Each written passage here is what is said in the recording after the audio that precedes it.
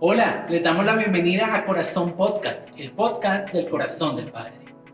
Esperamos que este contenido sea de mucha bendición para ti y toda tu casa. Hemos visto 6 nombres del enemigo. Entonces yo le voy a dar la letra por la que inicia cada nombre y usted me dice cuál es ese nombre.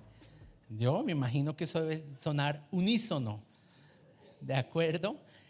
Por la letra T. Muy bien. Por la letra A. Acusador de los hermanos. Bueno, muy bien. Con la letra D hay 2. El primero de ellos es destructor y el segundo es devorador. Muy bien, hace 8 días me falta uno con la letra M, mentiroso o también padre de mentiras. Y hace 8 días hablé de uno que hace resistencia y estorba nuestras oraciones. Me refiero al opositor. Muy bien, nombres que la Biblia asigna para llamar al enemigo. Y es importante conocer los nombres porque los nombres nos hablan de la identidad y del actuar del enemigo en la vida del creyente. Segunda de Corintios 2:11 dice: para que Satanás no gane ventaja alguna sobre nosotros, pues no ignoramos sus maquinaciones. Ahora, usted se califica, usted se autoevalúa. Los que han venido juiciosos y respondieron tienen un 10.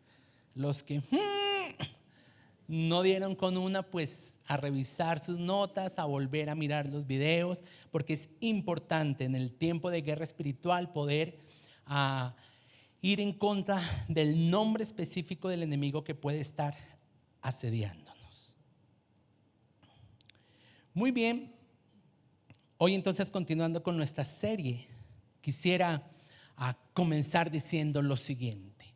Así como todos nosotros somos seres relacionales, es decir, tenemos una necesidad imprescindible de conectar los unos con los otros, también fuimos creados por el Señor como seres espirituales, es decir, diseñados con una necesidad más profunda de conectar no solamente con otro, sino de conectar con un ser superior a quien llamamos Dios. Todos los seres humanos tenemos esta necesidad espiritual y buscamos, ya sea de forma consciente o inconsciente, de llenar ese vacío en nuestro corazón con algo o con alguien. Esa persona que llena ese vacío en su corazón, o esa cosa que llena ese vacío en su corazón, es lo que recibe el nombre de Dios. En ese sentido, todos los seres humanos, quieran o no reconocerlo, tenemos un Dios. Todos adoramos. ¿Sabían ustedes eso? El asunto es a qué o a quién estamos adorando. Nosotros los cristianos, los creyentes, al ser hijos de Dios, hemos reconocido que Jesús es nuestro Señor, nuestro Salvador y nuestro Dios. Pero los que no han aceptado aún a Jesús como Señor y Salvador tienen un Dios. Y la Biblia llama a este Dios de la siguiente forma. Segunda de Corintios 4:4, lo leo en la Nueva Traducción Viviente. Dice así: Satanás, quien es el Dios de este mundo, ha cegado la mente de los que no creen. Son ellos incapaces de ver la gloriosa luz de la buena noticia. No entienden este mensaje acerca de la gloria de Cristo, quien es la imagen exacta de Dios. La Biblia dice con toda claridad que Satanás es el Dios de este mundo. Y eso es lo que le da título a mi mensaje. Y a otro nombre del enemigo: el Dios de este mundo. En otras versiones dice el Dios de este siglo. Pero mucho cuidado, es un Dios con D minúscula. Es el Dios de los mundanos. Un Dios que, de acuerdo a lo que leímos, enceguece el entendimiento de las personas para que ellos no puedan reconocer a Cristo como Señor y Salvador. Un Dios al que nosotros servíamos, al que nosotros adorábamos antes de aceptar a Jesús como Señor y Salvador.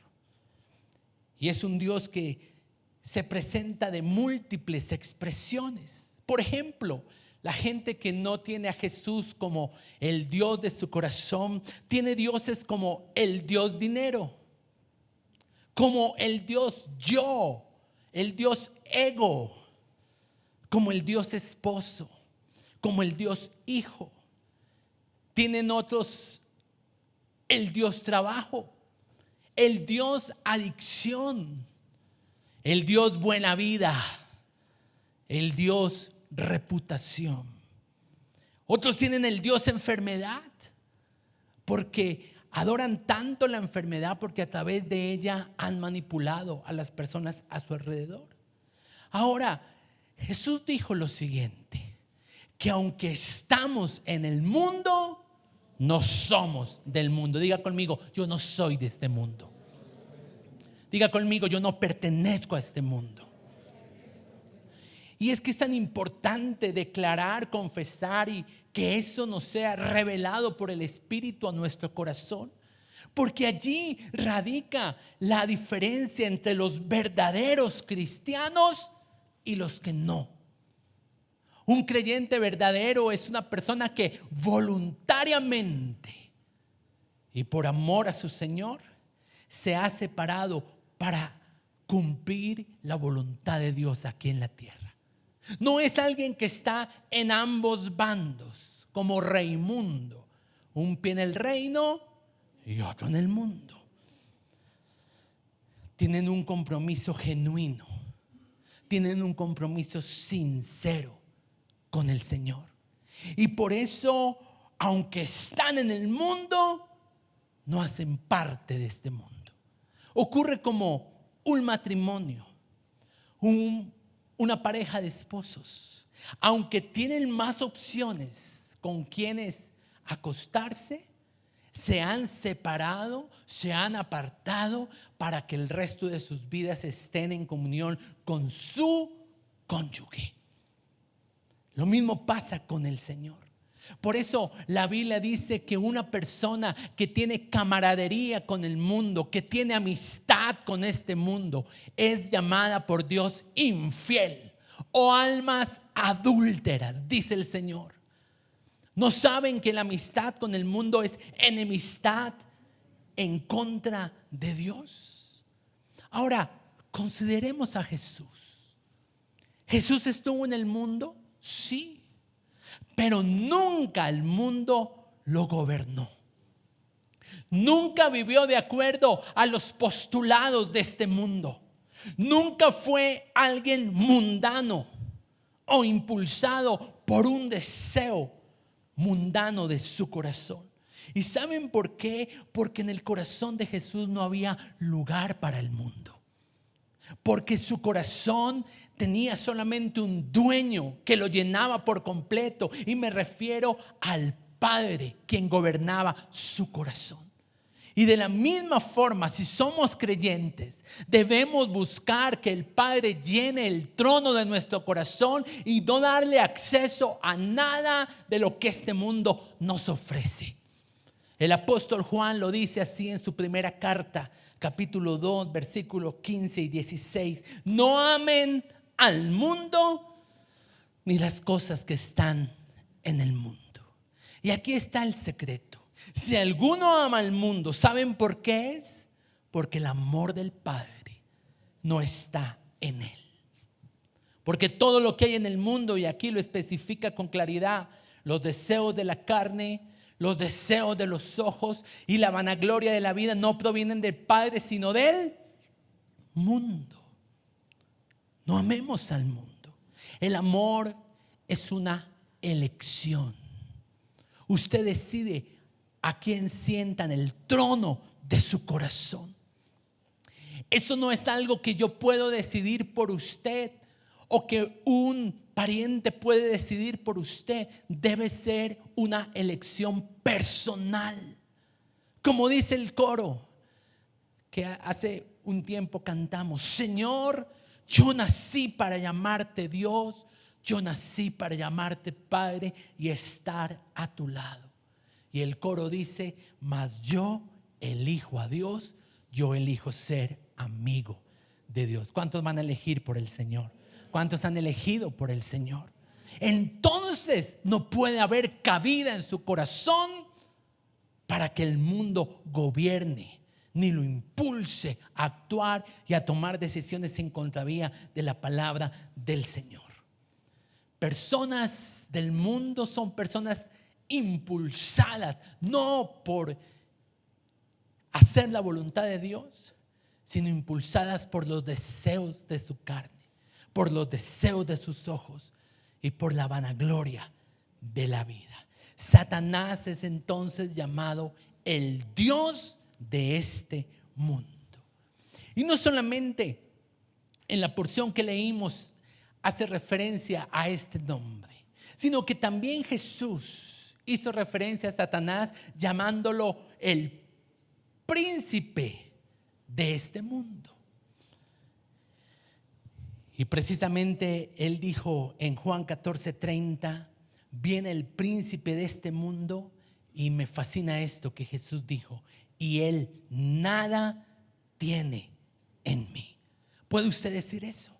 El príncipe de este mundo, el Dios de este mundo, nada tiene en mí, no tiene acceso a mi corazón, no tiene acceso a mis pensamientos, no tiene acceso a mis emociones o a mis decisiones. Y sabe, mucha gente que no ha recibido a Jesús no sabe ni siquiera que el Dios de sus vidas es Satanás. De hecho, Jesús, hablando acerca de la verdad, confrontó a judíos que no habían creído en él y les dijo y les aseveró algo que pudo haberlos ofendido. Él les dijo: ustedes son hijos de vuestro padre el diablo. Y eso los ofuscó. Y seguramente si yo voy a donde una persona que no ha recibido a Cristo le digo: usted es hijo del diablo, pues se va a ofender. Pero es en realidad lo que la Biblia nos enseña: que el Dios de este mundo cegó el entendimiento de los incrédulos. Por eso necesitamos que el Espíritu Santo traiga una revelación en nuestro corazón, nos convenza de pecado y nos haga proceder al arrepentimiento, como nos ocurrió a nosotros, para que aceptemos a Jesús como el Señor y lo sentemos en el trono de nuestro corazón. Digo esto porque algunos han aceptado a Jesús como Señor y Salvador, pero no lo han sentado en el trono de su corazón. Otro calificativo haciendo referencia al Dios de este mundo lo encontramos en Efesios capítulo 2, versículo 2. En la Nueva Traducción Viviente se lo leo a continuación.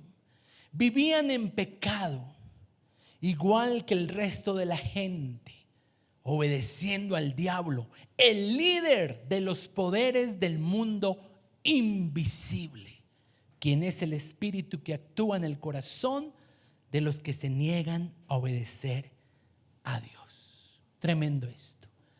Y es tremendo porque adorar es obedecer. El Señor dijo: si ustedes me aman, guarden mis mandamientos. Así que estoy confrontando a ese creyente que dice ser cristiano, pero no obedece a Dios. No tiene en su corazón el deseo de agradar a Dios. Ahora, todos luchamos en ese sentido, pero el cristiano verdadero es alguien que finalmente decide por Jesús, se somete a la voluntad del Señor y persigue contra viento y marea a agradar al Señor y no sucumbir ante los deseos de la carne, ante los deseos de los ojos y la vanagloria de la vida. Primera de Juan 5:19 dice así: sabemos que somos de Dios, pero que el mundo entero está bajo el maligno. El mundo entero está bajo el maligno. ¿Quién lo afirma? La Biblia. Pero mucho cuidado para que no se me confunda. En estas porciones, cuando hacemos referencia al mundo, no estamos hablando del globo terráqueo, no estamos hablando del mundo terrenal, sino estamos hablando de un mundo espiritual. El mundo como enemigo de Dios, al igual que la carne, al igual que el diablo, el mundo es un enemigo de Dios y del creyente. Cuando me refiero al mundo, no estoy hablando de lo que mis ojos ven, lo que se ve con nuestros ojos físicos cuando contemplamos un paisaje. No, porque la Biblia dice: de Jehová es la tierra y su plenitud. Él creó, Él es el dueño, pero a causa del pecado del hombre se le ha dado gobierno y autoridad a Satanás para que él opere como el Dios de este mundo. ¿Pero cuál mundo? Un mundo donde no se quiere tener en cuenta a Dios. Así que mientras nosotros, los hijos de Dios, hacemos parte del reino de los cielos y debemos buscar a toda costa establecer su reino, los que no creen en el Señor se mueven en un reino de la oscuridad, donde Satanás gobierna. Cuando me refiero al mundo como enemigo de Dios, me refiero a un sistema de comportamientos basado en el engaño del diablo.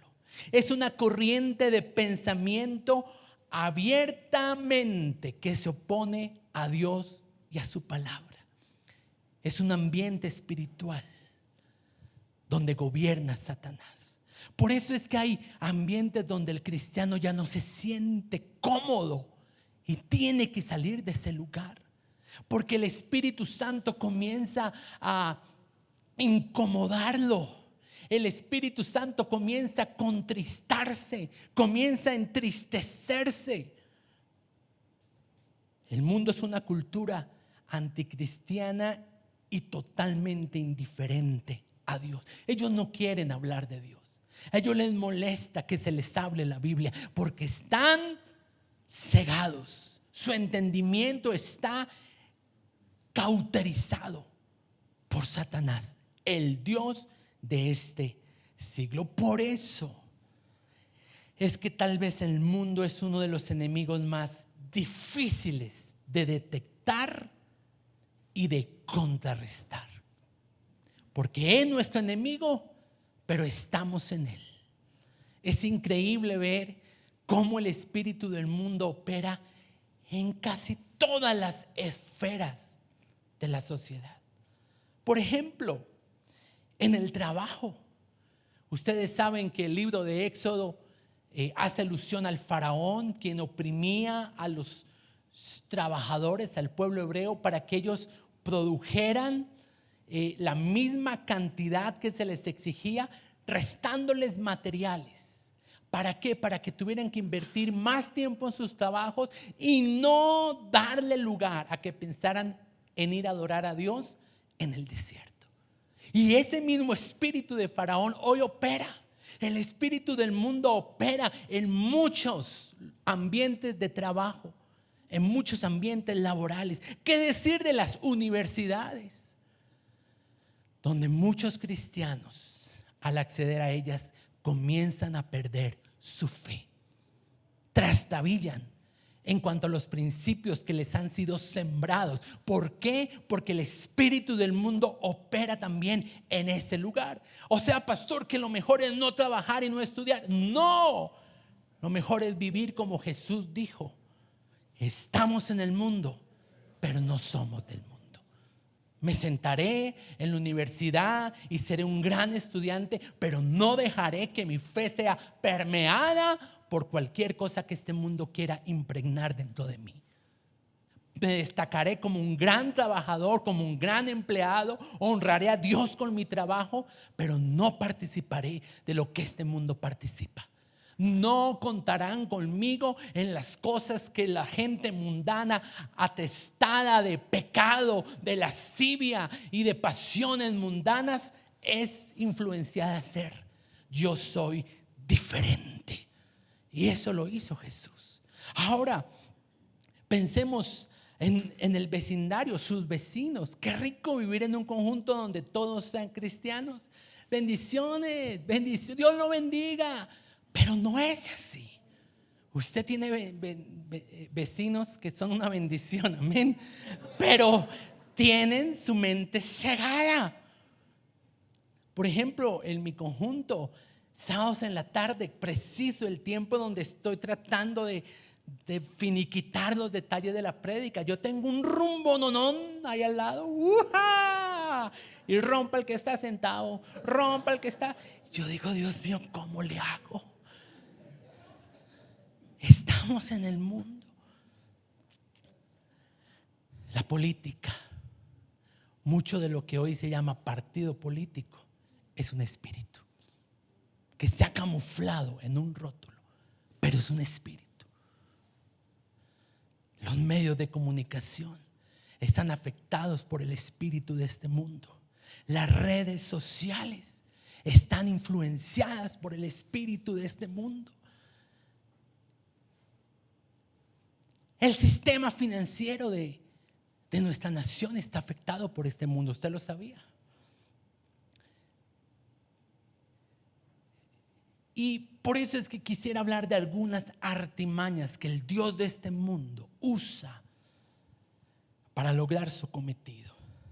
Y voy a precisar 3 aspectos relacionados con el Dios de este mundo. El primero de ellos, el Dios de este mundo es un sabio negociador. Ahora, ¿por qué tengo que decir esto? Porque Él fue creado con sabiduría. ¿Usted sabe que Dios le dio sabiduría al diablo? La Biblia, cuando detalla la creación del enemigo, habla de lo hermoso que este era, de lo talentoso en el área musical que este era, pero también habla de la sabiduría que le fue dada. Ezequiel capítulo 28 versículo 17, haciendo referencia al enemigo, dice lo siguiente: se enalteció tu corazón a causa de tu hermosura, corrompiste tu sabiduría a causa de tu esplendor. Yo por eso te arrojaré por tierra, delante de los reyes te pondré para que miren en ti. El Dios de este mundo es un negociador que opera en la sabiduría con la que fue creado. Pero ojo, cuando pecó, cuando fue echado de los lugares celestiales por haber pretendido ser como Dios, cuando fue expulsado con la tercera parte de los ángeles, no perdió la sabiduría, pero sí esa sabiduría se corrompió, sí esa sabiduría se pervirtió y ahora opera con esa sabiduría animal, terrenal y diabólica. Por eso es un negociador, pero a la vez es un tramposo. Por eso mucho cuidado. Esa expresión tramposo, cuando se le dice a alguien, es un apelativo que hace referencia al enemigo. Él es un tramposo. Él quiere negociar y a través de su sabiduría diabólica, a través de su sabiduría pervertida, ganar en cada negociación que él propone. Mire lo descarado del enemigo, que vino a proponerle un negocio a Jesús.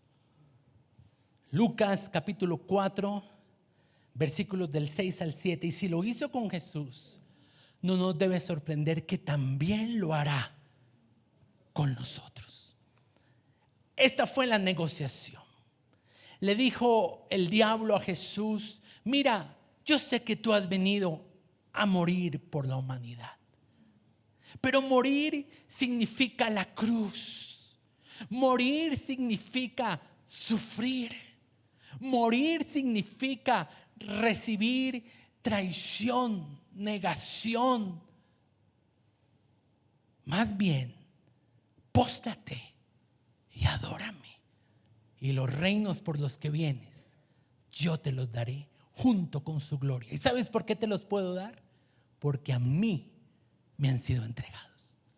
Y Jesús nunca le dijo: mentiroso, los reinos no son tuyos. No, Jesús sabía que en esa declaración había cierta autoridad legal para que el enemigo le ofreciera esos reinos. ¿Y saben por qué? Porque desde el Edén, con el pecado de Adán y Eva, ellos le trasladaron esa autoridad a Satanás. Y por eso Satanás se la vino a ofrecer a Jesús, sin dolor, sin sufrimiento, como lo dicen por ahí: pare de sufrir. Y el ejemplo que siempre doy en Formados para Servir cuando hablo de esto es mi tarjeta débito. Ahorita está en ceros, pero supongamos que un papá le da a su hijo: venga, David, le da su tarjeta débito. David, venga, aquí, que salga en cámara, que se vuelva famoso. Entonces yo como papá le digo a David: David, aquí está, todo lo que tengo es tuyo. Porque eso fue lo que hizo Dios en el Edén. Le transfirió la autoridad al hombre. Le dijo: sojuzgad la tierra, multiplicad, fructificad. Le dio toda la autoridad. Solamente le puso una condición, ¿la recuerdan? No puedes comer del árbol prohibido. Traído a nuestros días, es como si yo le digo a David: tú puedes sacar de la cuenta lo que necesites. Lo único es que después de las 10 de la noche no lo hagas, porque a las 10 de la noche sale el ladrón. Y David no tuvo en cuenta el consejo de su papá. Fue al cajero a sacar dinero después de las 10 de la noche. ¿Y con quién se encontró? Con el ladrón. ¿Y qué hizo el ladrón? Venga, Sergio, quítele la tarjeta. Ahí está, ahí está, ahí está. Ahora, ¿dónde está la autoridad? ¿Quién tiene la tarjeta de fondos? ¿El ladrón? Lo desato en el nombre de Jesús, ¿no? Ahora, ¿qué pasó? John, venga para acá. Por eso es que la Biblia dice que cuando Jesús estaba en el desierto siendo tentado, vino una propuesta de parte del enemigo que le dijo: si tú postrado me adoras, te la doy. Ahora, escrito está. Tremenda negociación. ¿Y qué ocurrió en la cruz? Que esa autoridad fue retornada de nuevo a Cristo, y que Cristo ahora se la confiere ¿a quién? A la iglesia. Pueden volver a sus cosas. Ahora,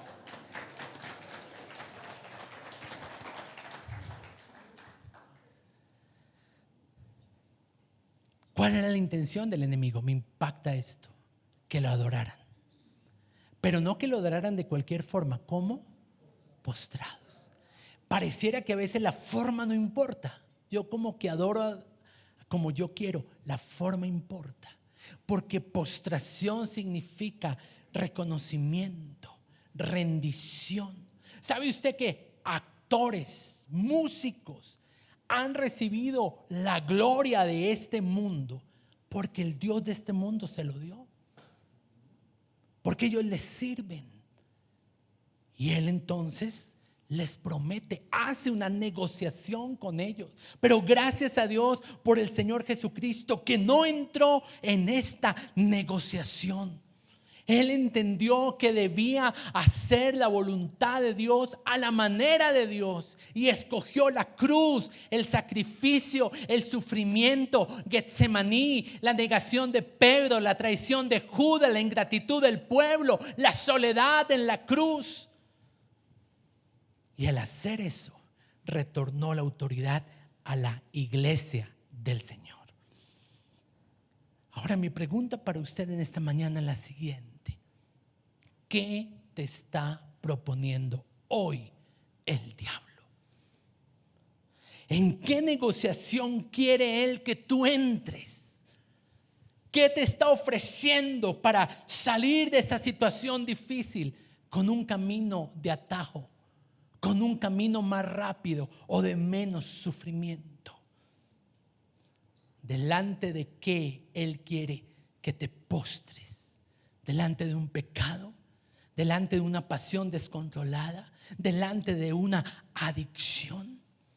El enemigo es un negociador fraudulento, tramposo. Ofrece algo, pero a la postre su plan solamente es robar, matar y destruir. Solamente para traer algunos ejemplos, un gran actor que podía tener los reinos de este mundo, fama, dinero, termina suicidándose. Robin Williams, una gran cantante con una voz inigualable, Whitney Houston. ¿Saben por qué? Porque la gloria de este mundo no fue diseñada para el hombre. La gloria nos despedaza. Por eso el Señor dice que no podemos retener la gloria con nosotros, sino que se la tenemos que dar a Él. Así que mucho cuidado con cualquier negociación que el diablo esté tramando para tu vida en este tiempo. Por ejemplo, ya no diezmes más. Por ejemplo, sé infiel a tu esposa, una canita al aire. Mira que no te respeta. Mira que no toma en cuenta lo que tú le dices. Acuéstate con otra. Una negociación tramposa, porque así opera él. Ese es su actuar. Roba, toma lo ajeno de tu empresa. Abandona a Dios, abandona el servicio de su casa. Personas que dicen: hoy amanecí con un pensamiento de no ir a la iglesia o de no seguir sirviendo al Señor. Y si accedes a eso, es una pésima negociación. Yo debo arrepentirme en esta mañana porque les hablé de que aún el Dios de este mundo gobierna sobre el sistema financiero. Y en este último tiempo que he tenido mis finanzas súper apretadas, sin consultar al Señor, voy a una aplicación del banco y modifico las cuotas de mi tarjeta de crédito.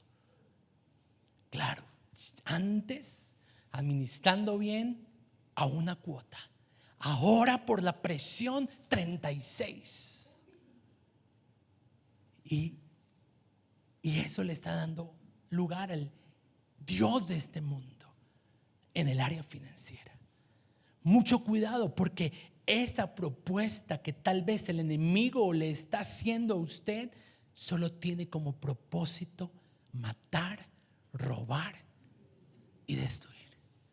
Es mejor hacer las cosas a la manera del Señor, esperar en Él, saber que Él no llega tarde y que Él provee más allá de lo que nosotros podemos creer o esperar. Eso me lleva a mi segundo punto. El Dios de este mundo es un astuto engañador. Su actuar es negociar, pero su método es el engaño. Es un engañador. La Biblia dice, Apocalipsis 12:9, Él engaña al mundo entero. Por eso, qué bendición haber recibido a Cristo como Señor y Salvador. Por eso Jesús se presenta como la luz, porque cuando la luz nos alumbra nos damos cuenta del engaño en el que estábamos. Usted no mira su vida sin Jesús y hace un balance y usted dice: ¿cómo era yo de torpe? Como lo dijo el salmista, yo era como una bestia delante de ti. ¿Cómo desperdicié mi juventud? ¿Cómo desperdicié las cosas que Dios me dio, las oportunidades que Dios me dio? Porque estaba cegado por el espíritu de este mundo. La esencia misma del enemigo es engaño, mentira, fraude, trampa.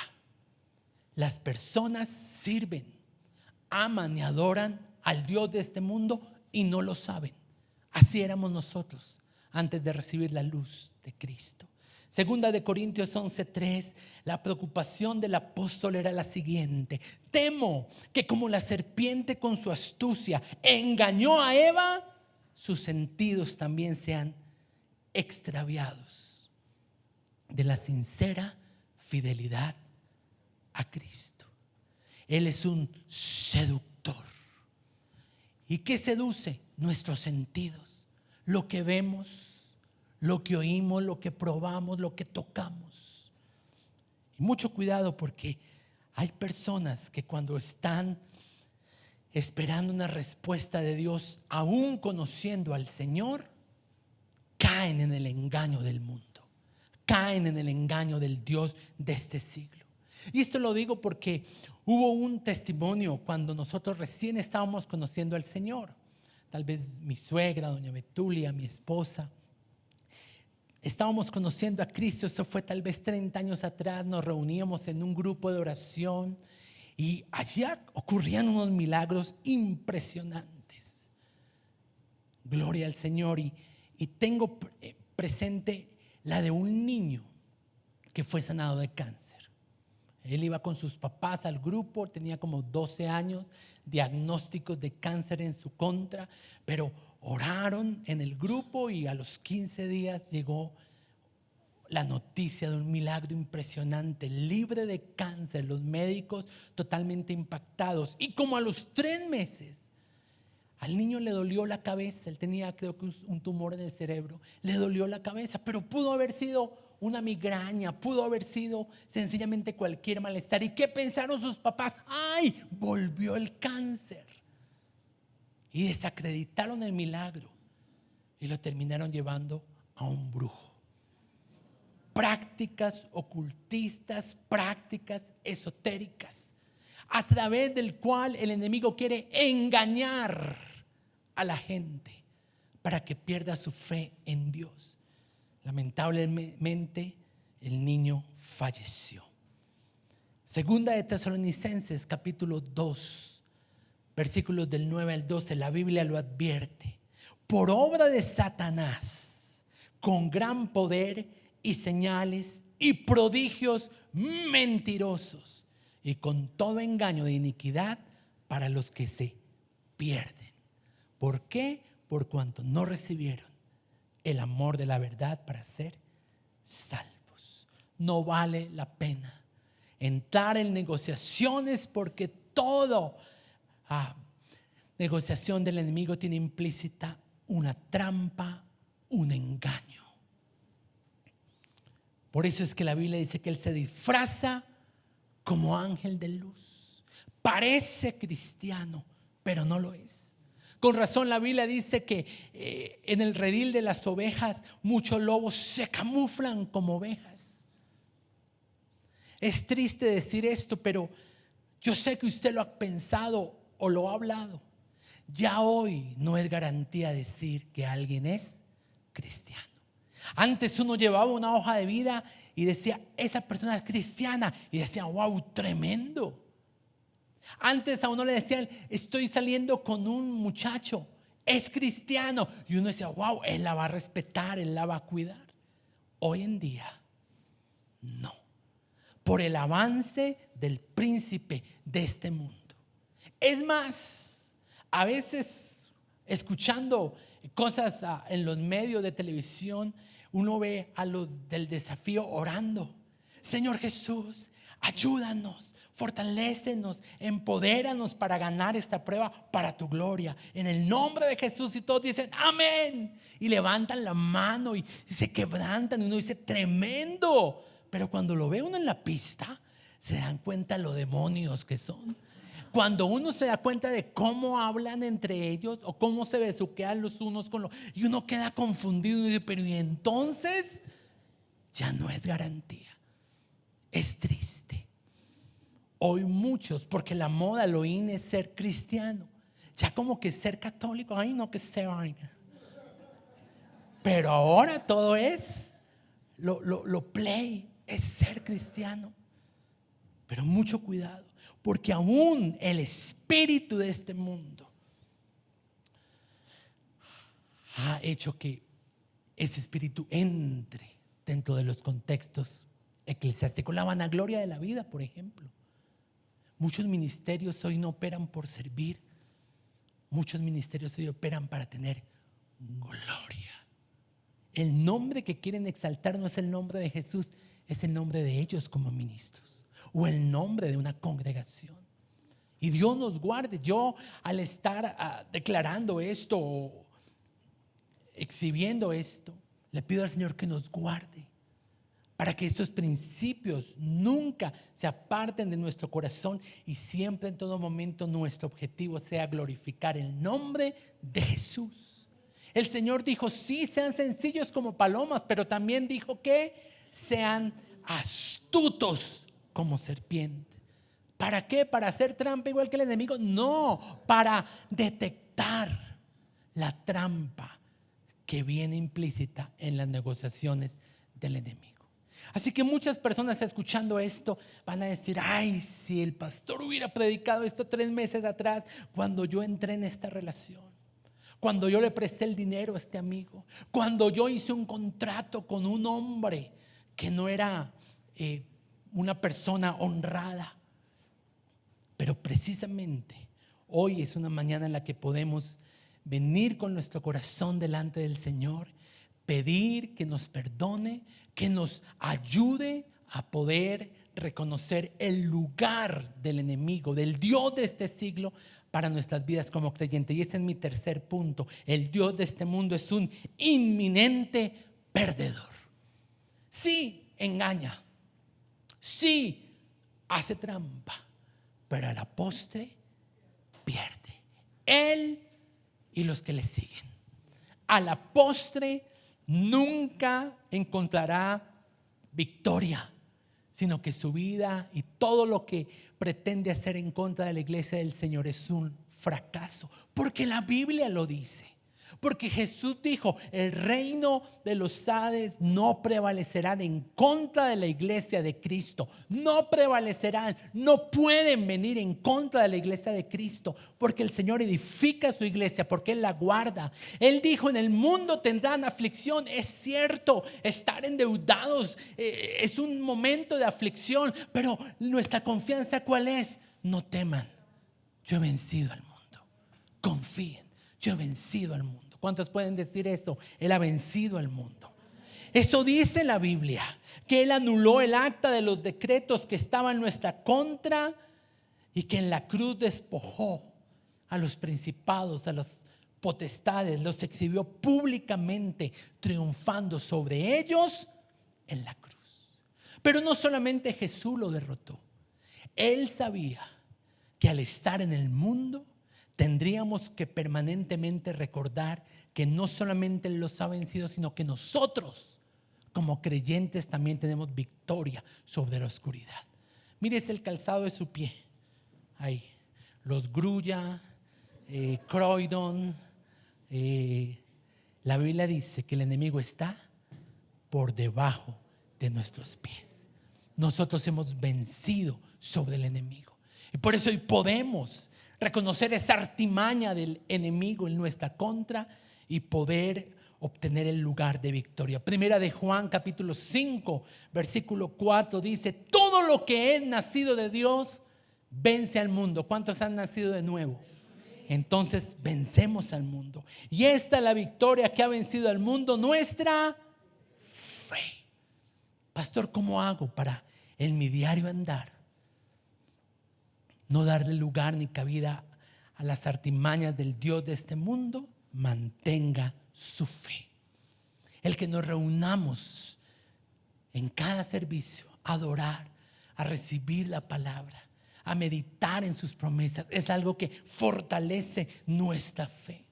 Pero mucho cuidado, no solamente la fe, más bien acompañe la fe con su testimonio de vida.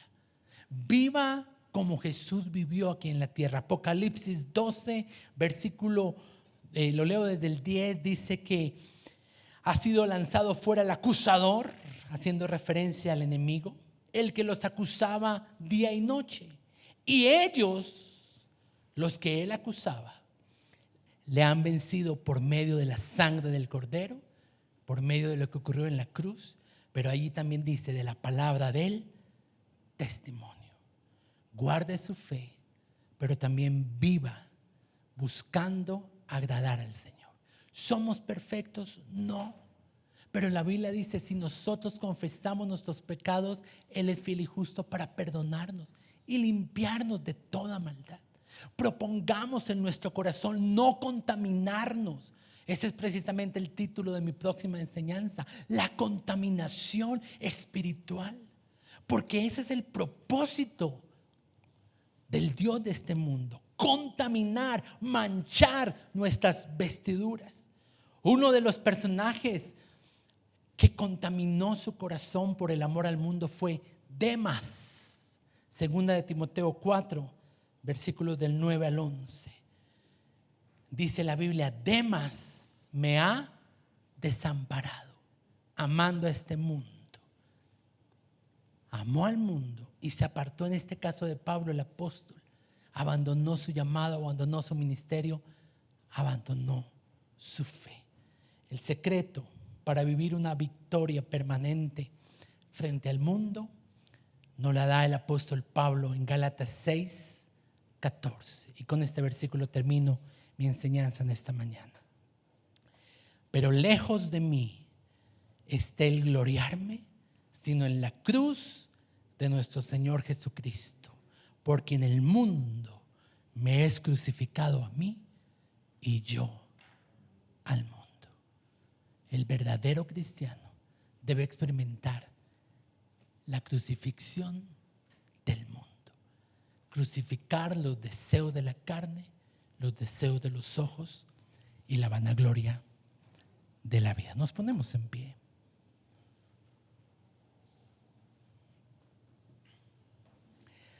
Señor, te doy gracias en esta mañana. Te doy gracias por tu palabra.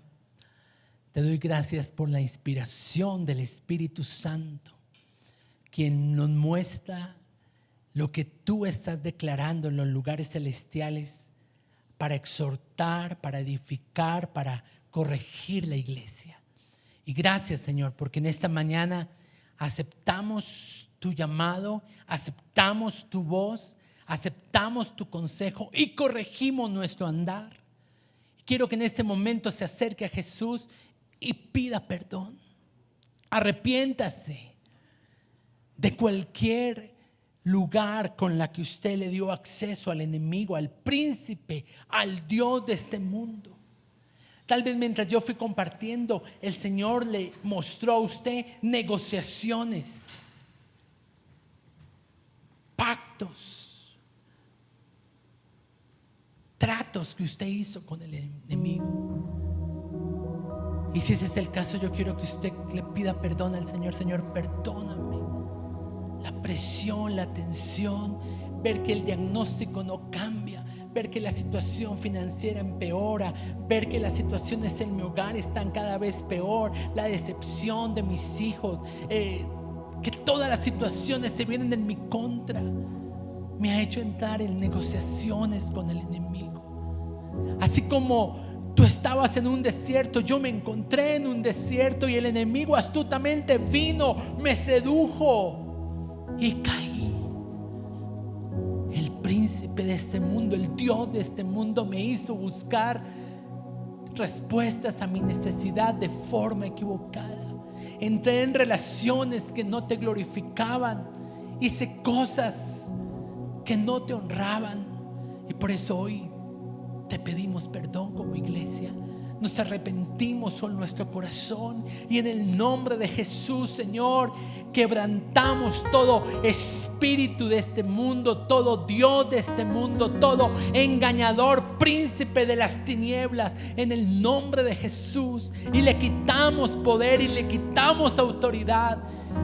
Y le ordenamos que quite sus manos sobre nuestras vidas, en el nombre de Jesús, sobre nuestras casas, en el nombre de Jesús. Perdóname por permitir que el espíritu de este mundo entre a mi casa, Señor.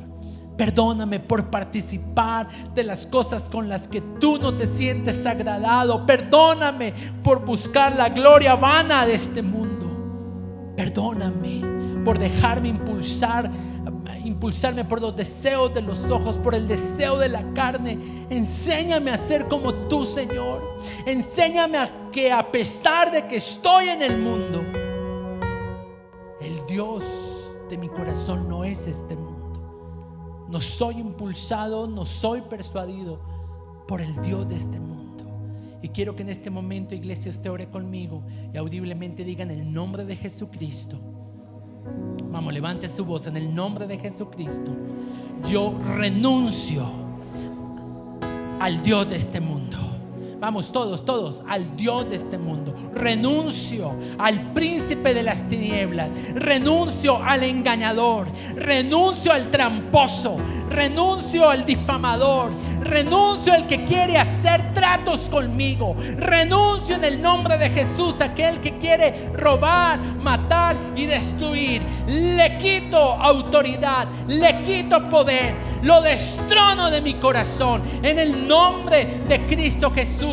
Y rompo cualquier tipo de pacto, de trato, de negociación que hice con Él. Y decido confiar en el Señor. Hoy levanto a ti mi corazón, Señor, y te reconozco como mi Señor, como mi Salvador. Y en el nombre de Jesús se limpian los aires espirituales de mi casa, los aires espirituales de mi familia, los aires espirituales de mi vida financiera. Limpio en el nombre de Jesús los aires espirituales de mi salud física en el nombre de Jesús. Y quebranto y resisto el plan de la oscuridad en mi contra. Y declaro que el enemigo está por debajo de mis pies, de que mayor es el que está en mí que el que está en el mundo. Satanás, usted es un perdedor, usted es un derrotado, usted ha sido vencido, y yo presento la obra de la cruz y recuerdo que en esa cruz Jesús triunfó sobre todo principado, sobre toda potestad,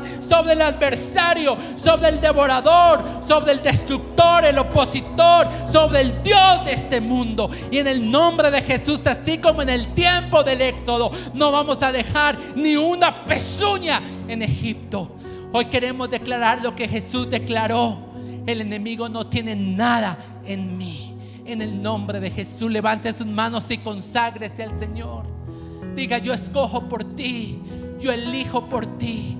Yo decido amar al Señor con todo mi corazón, con toda mi mente y con toda mi alma. Señor, que por la acción poderosa de tu Espíritu descontamina todo lo que el enemigo pretendió tocar en mi vida. En el nombre de Jesús, adoremos al Rey.